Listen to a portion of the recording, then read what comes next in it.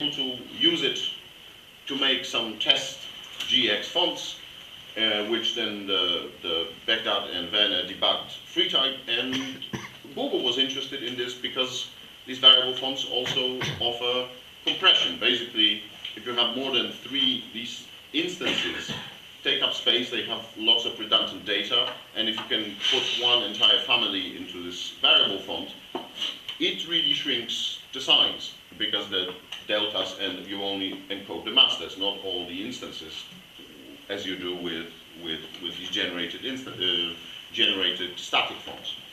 So we started collaborating. Also, Apple and Microsoft started talking about this, and very quickly, at the beginning of 2016, in January, sort of a working group was formed with people from Apple, Adobe, Microsoft, Google, and then also Monotype, and a few sort of invited experts, which were Eric van Blokland, John Hudson, and myself. It was very nice of them to include me, because I was kind of the, oh, let's do this, let's do this, let's do this. So they started working, all these companies, together, not like with the color font stuff, but actually together. And at the HIPI 2016 conference in Warsaw, in September, they have made this big announcement. 4 guys from these 4 companies together made a presentation, because we actually, we started working on a spec, on cleaning up the old Apple spec, extending it a bit, and rephrasing and adding stuff to it in January 2016, and in September 2016 it was kind of done. There were some little mistakes which needed to be sort of cleaned up, but basically 9 months for like this project of that scope was quite impressive speed. So everybody worked with big dedication. The Jiva table for TrueType outlines was added. It was basically taken from the old TrueType GX spec. Adobe contributed a CFF2 table, which is a cleaned up version of the old CFF table. It no longer uses this different CID versus name key. It just uses indices, glyph indices, and glyph names are encoded in the post table or not, as you would with TrueType based fonts. It uses some. It's very weird because it's CFF, so CFF2 is also weird, but it's sort of like slightly less weird. And only slightly. I don't understand it. No, nothing really supports it quite yet. And yeah, and you have these deltas basically encoded in 2 different ways. There are also abilities, as I said, to have these intermediate masters. So something like this is possible, that you may have, this queue that goes like this up onto a particular place in the design space, like this is 0, this is 1, so that would be 0, 7, 5, and then something happens. In this particular case, these 2 points are then suddenly moved here inside and stay there.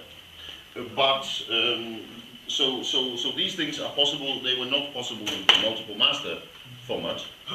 Also, a different mechanism is supported, and that is you can conditionally turn on OpenType layout features, for example, substitutions.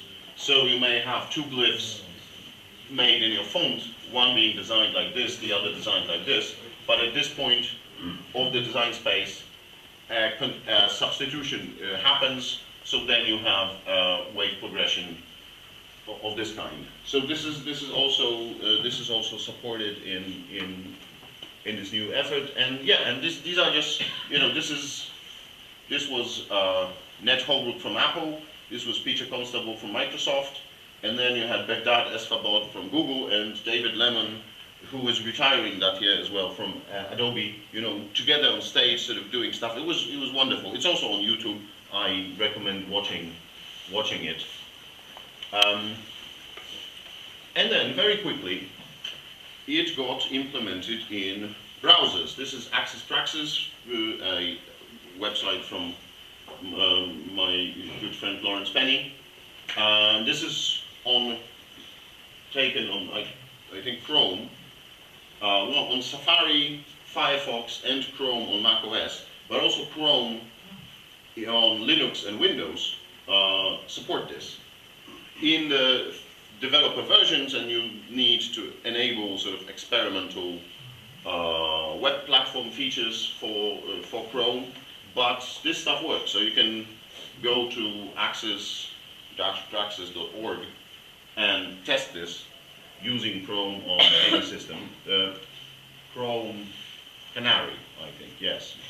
Chrome Canary with enable experimental web platform and then go to access-access.org. Well, the interesting aspects of it for the web is, and the reason why I think it's going to be adopted primarily on the web, or at least first, is because the web is a dynamic medium. So, you know, the MN stuff for print was just a tool for the designers, but the final reader, you know, got something printed, so it wasn't really variable at all. But on the web, you know, things like this is a prototype that Lawrence made, which uses variations and scaling. You know, it does geometric scaling when these dots go either blue or red, and when they stay inside. This is using the width axis inside this Skia font, which was the one font that was made as TrueType GX and still works. And you know, this is basically a font that intelligently responds to resizing of a box. So this is you know, this is what could enable things like laying things out differently, using a different variation in the width for, you know, portrait versus landscape phone or tablets or just changing the viewport. This is another example. So quite a few fonts now are in sort of developer versions, beta versions of these variable fonts are available, open source and commercial. And I'm gonna just step through.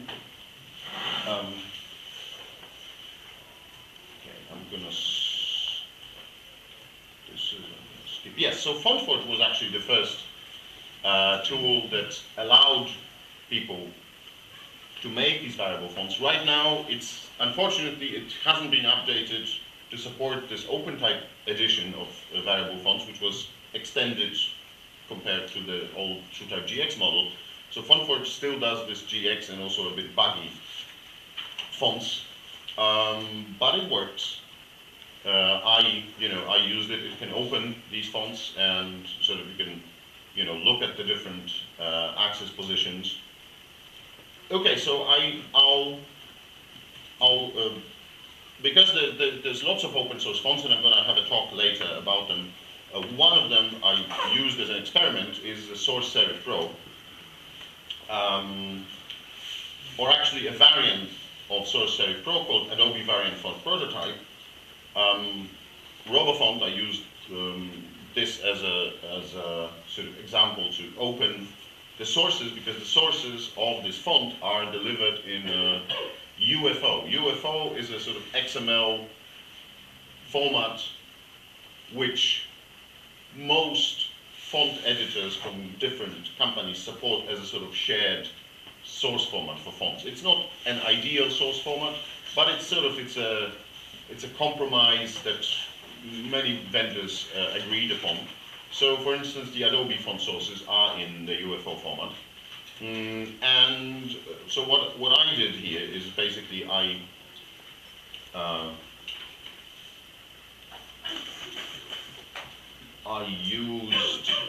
used FontLab 6, the preview version of our commercial app, to create variants of these lowercase letters, which have a taller ascender. And then here I'm sort of screwing it up a bit, but trying to use some of the sort of clever stuff. Actually, quite a lot of this clever stuff that we have here is because of the work that wonderful Boost Font team together with Łukasz Dziedzic have done, at the Genius Point and some other stuff. But so then I have these UFOs, and these UFOs I open in Superpolator, which is another app. There we are. And here I have these two masters, and I can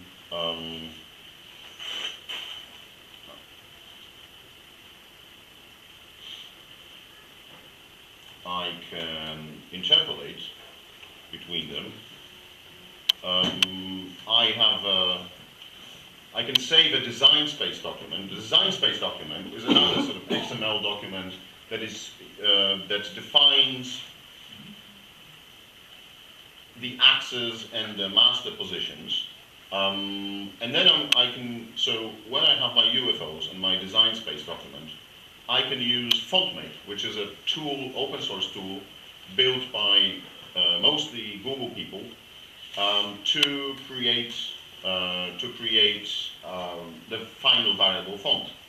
I built a little package called Font Surgery Tools, which kind of downloads, well, collects and downloads on macOS only, but it's still a good reference for other systems. It collects and downloads all kinds of different useful font tools that are open source from different people, and allows me, this is sort of my experimentation playground. So all these libraries, or most of them, are somehow involved in this whole process.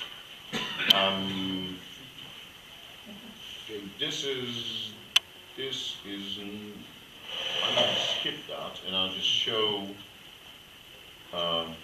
Okay, so these would be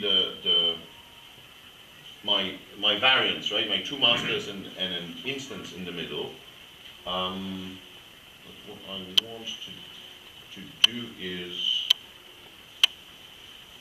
yes, there is a free, an open source tool called FontView, made by a team member of the Google Internationalization team, Sasha Brava, and that's the tool that I can use to test these variable fonts, because support for them is implemented in HarfPass and FreeType, and this is using HarfPass and FreeType, HarfPass being the OpenType layout library and FreeType being the rasterizer.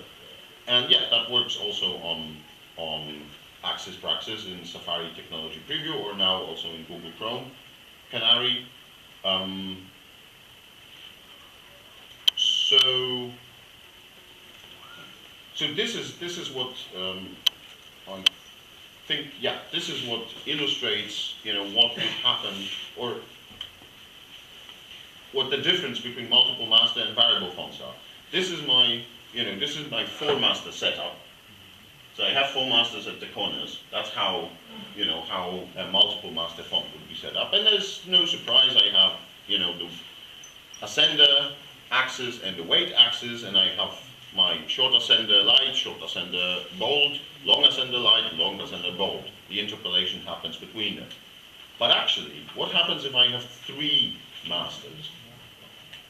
Well, I have my, long and short ascender, and I have my bold with the short ascenders only, right? So I can interpolate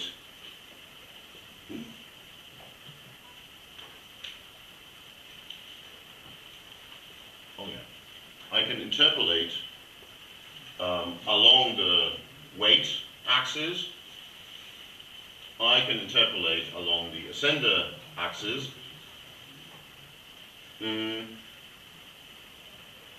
But what happens if I go there? Well, somehow it's getting both bold and the ascenders. I never, nobody drew this. But because it is vector addition, because these points, basically, the interpolation works so that effectively I teach the points how to move. So I taught these 2 points how to move up along the ascending axis and how to move apart along the weight axis. But because these movements are kind of independent of each other, if it is done, you know, like vector addition, these movements are added to each other, so in the end, in this corner, they both move up and apart, forming a bold with long ascenders. And this is something that was not possible in multiple master. Of course, the use cases for this are also things like justification of error.